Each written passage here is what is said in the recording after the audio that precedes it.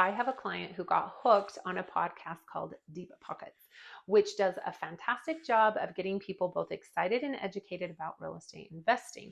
After each episode, he'd give me a call and we would talk through what he was learning and we'd brainstorm how he could apply these principles to his own investment journey. Seeing how engaged he was, I decided to start listening to the podcast too. And I've got to say, they have some really solid information. We worked together to put a plan in place. One of the first steps he took was deciding how much he needed in savings to feel secure before jumping into a real estate investment. Once he was ready, he tapped into a line of credit against his primary residence to fund the purchase of his first investment property.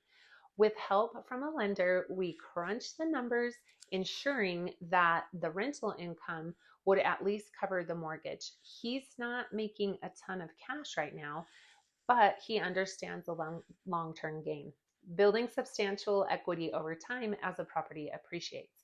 It wasn't a decision he made lightly. He took the time to listen to podcasts, read books, and consult with me regularly until he was confident in his strategy and felt comfortable stepping into the world of real estate investing.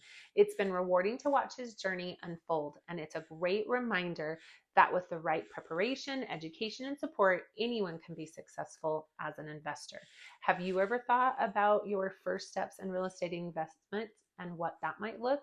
Let's chat and make a plan together. I'm Janet Marroquin with Coldwell Banker Realty, and my website is janetsellshomesinyutah.com.